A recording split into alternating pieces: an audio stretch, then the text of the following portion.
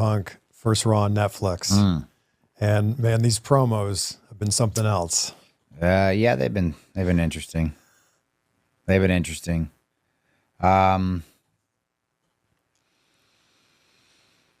mean, it's just, these are promos. These are things that I've thought about saying publicly for a long time, and things I've wanted to say to his face for a long time and haven't been able to, or have said privately. You know, occasionally I would get asked about him over the years, and you would see some of it slip out.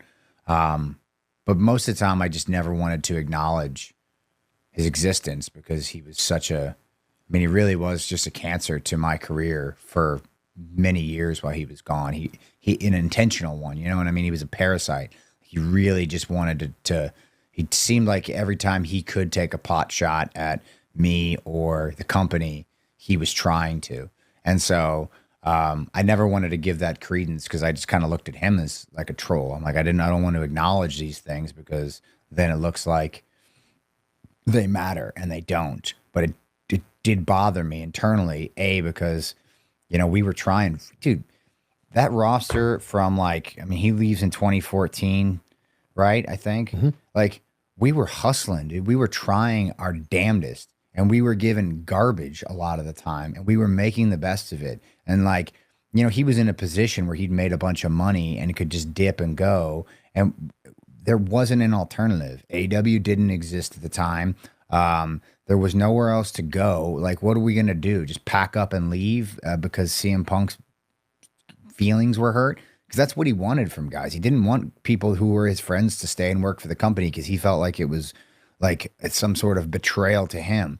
And I'm like, dude, A, this is my dream job. B, this is how I earn a living. And, like, I'm trying to get to your level. Like, I don't have the luxury to just quit. I can't go anywhere else and get paid this kind of money. Like, my career, I don't get to work till I'm 60 either, you know? So it was one of the most selfish things I'd ever seen out of a human, like, leaving the way he did, and then kind of like expecting other people to follow him, and then like taking shots at the place from a distance when he wouldn't even explain to his friends like why he was so resistant to continuing that friendship. Like, I never got an answer out of it. Were you friends up to that point? Yes.